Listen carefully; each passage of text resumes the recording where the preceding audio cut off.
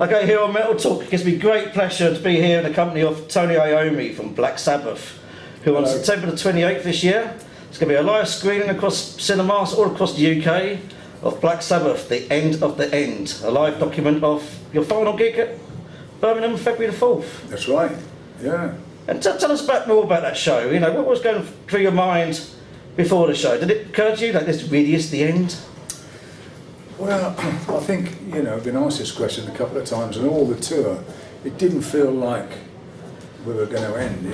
It just didn't hit home at all until the end, really. The last show we went on and played, and it was a bit emotional because you're looking out and seeing people crying, really, which was very sad. And you think, well, all these people have been there for us for all these years. And they've looked to us as their heroes, and it's a lovely feeling, and I felt a bit sad, for them as well, really, and because we won't be seeing them as such on a regular basis. And did it sort of go through your mind, because it was the last show, and I travelled from London to Birmingham while I was there, but obviously a lot of people had travelled from all over the world for that show. They come from Australia and South America.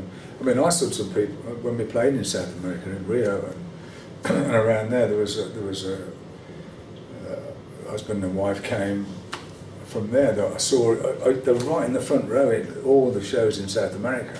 How they got there, I don't know, because it was unbelievable with the amount of people there. And they managed to get to the front, and they're there. And there they were in Birmingham at the front. Bloody hell, it's been brilliant, really. Do you get any stage nerves before you go on stage? Stage nerves? Yeah. Yeah, you do. You always get some kind of twitch. Usually, to be honest, it's when we do the first, either starting off the tour or playing somewhere like New York, Madison Square Gardens, or London, or your hometown. Yeah. You always get a bit twitchy, really. But I think in general, you do a little bit. There's a great scene in the documentary, and it's just before you go on stage, there's you and Ozzy, and Geezer Butler walks up, and you sort of tweak his beard, but he's still looking very serious. You're looking very playful, actually. Yeah, well, it's you just got to boost everybody up, and Geese does, Geese, I think it hit Geese quite bad later, I think he would have liked to have carried on. And I'd have liked to have carried on, but it just, we had to say it's got to come someday. And after the show, what kind of conversation did you have with Ozzy and Geezer, and interested in him afterwards? I didn't see him afterwards. They legged it. Well, we had the last show. I had so many friends there. Geezer had his friends there, and Ozzy had some family and friends there. But I think Ozzy left fairly quick, and Geezer just hung around a bit with his family, so we didn't get time to talk after the show, because we met sort of out. We had a room where we had all the friends come, all having a drink and whatnot, and so you're talking to them, and then I saw Geezer come up and he's talking to his friends and family. But I did see them a few days afterwards, because we and this was the whole point of it. I suggested that we do a thing a few days afterwards, some playing, so we could do some studio sort of idea. So we're playing like a rehearsal that will go on to the film. So it's sort of just more of a relaxed thing, and we get time to talk, really, because you never do on a show. Yeah. Everybody's too hyped up and too ready to go, and normally after the show anyway, we'll generally go. So it was good, really, because we had time to talk on a few days afterwards. And was that much more relaxed vibe, I imagine, wasn't it? Oh yeah. Yeah, it's back to its normal funniness. Yeah, no, it was good. And it was great because I think to be able to go into a rehearsal situation and record it, which we hadn't really done before, was nice because it's more of a relaxed thing, and we were playing songs that we don't play on stage, or we haven't played for many years. And so it made it sort of a bit different, and it makes it a bit different within the footage. Who sort of gets the final say on the set list? Well, we put a set list together, and then it really depends on what Oz is capable of being able to maintain.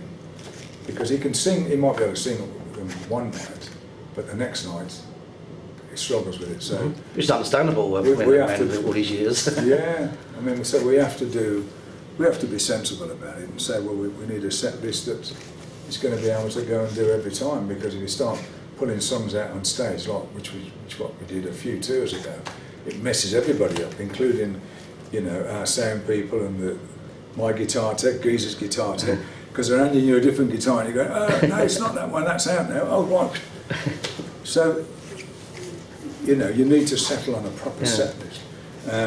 It would have been nice to do some more obscure stuff, but we did try them at rehearsals, and as I say, yeah, Ozzy could do it once, but it's not going to be a constant, continuous thing. He wouldn't be able to do it like every other one, because they were so high when we recorded them. I mean, you know, Symptom of the Universe and songs like that, so high, even when he done them then. Yeah. And to try and do them now, well, forget it. You know.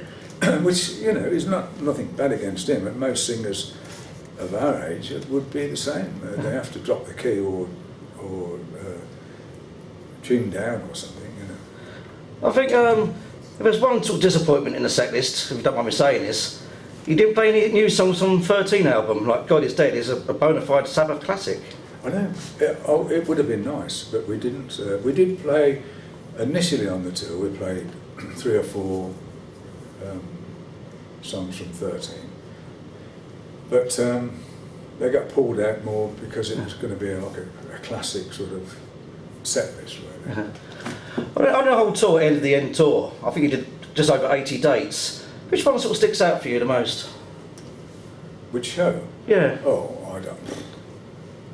Did all go into one kind of thing? Well, they do. You know, the fans are fans, and you see the fans. And if you ask me what that place was like, I would have no idea. But it's the fans that you play to, and that's really what it's all about. You know, we've had. I must say, it was a fantastic tour.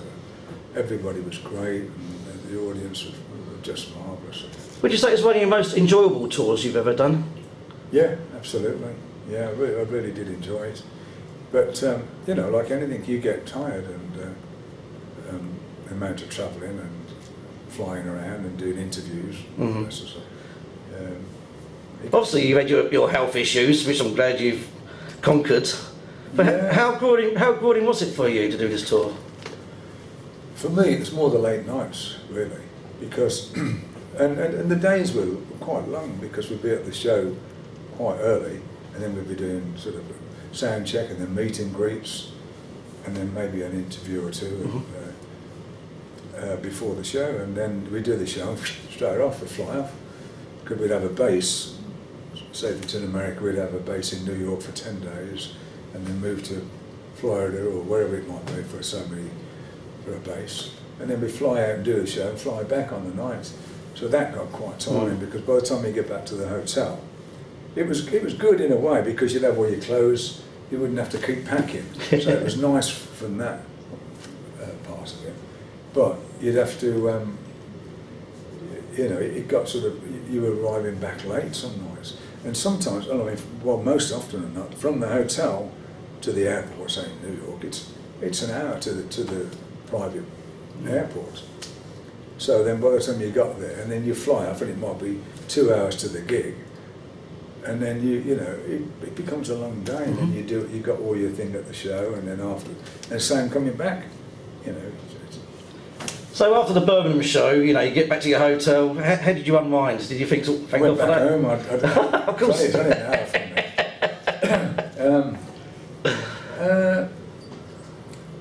Normally, like I normally do, really, I just went back and thought, blimey, what happened?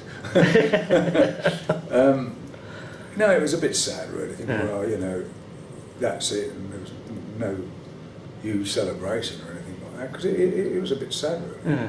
And does it feel like the end for you? Not just so much in terms of Black Sabbath, but just the whole entire career. Well, it still didn't sink in that it was the end, because most tours are finished like that, and you all go home and you know you think, oh, well, we'll be back in 6 weeks. Next call from the manager. But of course, it didn't happen on this one. So you sort of, but it was the same sort of vibe for a bit, and it still hasn't sunk in yet because I've been involved with quite a lot of stuff since we finished. You know, doing with obviously the film stuff and the DVD and the 10 years war, and the 10 years war and stuff like that. We haven't had time to really, well, I haven't had time to really even think about. Oh, we've stopped because I haven't stopped. I'm still as busy as ever, really. Apart from we're not flying everywhere, which is great. Just a little trip down the M2, wherever it is. Funny enough, it was only like last month you was at Regent Studios, home of. That's right. We recorded the first 2 albums of Black Sabbath. And what was that like for you going back to Regent Studios here in Denmark Street? Well, yeah, strange. I mean, I didn't recognise it at all. I really didn't because, you know, you're talking of nearly 50 years ago. It was. I mean, it's a nice idea, I think, to go back and do it when it all started. Was it a lot smaller than you remembered? No, it was small. I remember it, when we did it. I remember it being small. In fact, it looked bigger when we were there the other week to what it was when we were actually recording. What was life like in Denmark Street back in them days? For, you know, obviously people were too young to remember themselves. And what's your memories of Denmark Street? Well, I don't remember that much at all, to be honest, because we'd drive in and drive back. We weren't here that many times. I mean, the album took a day, so it was sort of we drove in and we were off to Germany or somewhere or other. So it was. But yeah, I mean, when we did come down, it used to be great. We used to go around the guitar shops and have a look around. It was a really good vibe, you know. And of course, the clothes shops. I used to go around with Geezer to Take 6, I think it was then. I don't even know if that's going then, but it was this shop, Take 6, where they had more outrageous clothes or whatever. So we used to go there. And Geezer would go to his Carnaby Street. And what was the most outrageous outfits you bought? Oh, you've always been quite sensible, really. You might have had the black tasselled leather jacket, but... Well, in later years, but when I look back on some of the earlier years, bloody hell, I see some of the stuff. Christ. I wear that great big flares and light blue, whatever it was, clothing, you know, and white, which I'd never wear now. I mean, I don't think I've got anything white in my wardrobe at all. But it was different then. I mean, it was the 70s, and that's the way it was. And the girl that used to make our clothes, or certainly mine and Ozzy's, we had the same. Any more material left over, we had it, you know. He'd have half of it, I'd have half of it. So we'd end up with the same sort of clothes, really. Have you got any of your old stage outfits from the 70s? No, I haven't got anything. One of my wives threw them all out. Slung about. What's all this rubbish and all these boots? And go on. That's a shame. On the last tour with Ozzy and Geezer, what was the funniest sort of backstage? Any funny incidents happened? Any Spinal Tap moments? There may have been. I can't remember. You know, most things become just day to day. You know? I mean, we've had some in the past with the lineup. When we had all these fancy things where you're on stage and you come through the stage, you know. And the one time we had this setup, this stage set, we were in, I think it was in America, and of course you come up through the stage and Ozzy's stuck. So he's got his head like this, and we came up, me and Geezer, and we're looking down at him and his head's stuck, he's going, and it just blew it. I mean, we were just in hysterics, you know, it just looked so funny. So we've done away with that idea. So we've had things like that happen, which is, you know, definitely a Spinal Tap moment. Of course. And trying to find the stage. I think everybody in the world has had that. I mean, we have now, it's so obvious, we have arrows everywhere now, and then we have like an army of people taking us to the stage so you don't get lost in it. Brilliant. You know, many years ago we did, walking around. And also we've got this new screening and End of the End, and the previous tour was well documented on DVD as well. But is any unreleased footage from the heyday of Black Sabbath still out there? Like the California Jam, for instance. There's a few, a couple of unreleased stuff. I think I've got some at home on, not films, I think just music really, that we've never released. Somewhere at home, I don't know where it would be. Well, now you've got plenty of spare time, run me through it and see what you can find. Well, that's the thing, I mean, that is a... And just before I wrap this interview up, what's next for you? For me? I'm going home. Well, there's a lot coming up. It's just a matter of pick and choose now what I want to do. It's hard to say at the moment because, as I say, I'm still involved with the Sabbath thing as far as putting this to bed. Yeah. Also, there's a lot of fans out there asking you to work with Tony Martin again, or possibly Glenn Hughes again. Yeah, there's loads of requests to do, put something together, and even musicians saying, you know, would you like to do something? But yeah, so it's great, really. You know, it's really open at the moment. So you're open to offers? Yeah. Great. Yeah. Well, Tony, it's been fantastic talking to you. End of the End of being selected cinemas across the country on September the 28th. And, 28th. Look forward to seeing it again. Thank you. All the best for the future. Thank you very much. Bye.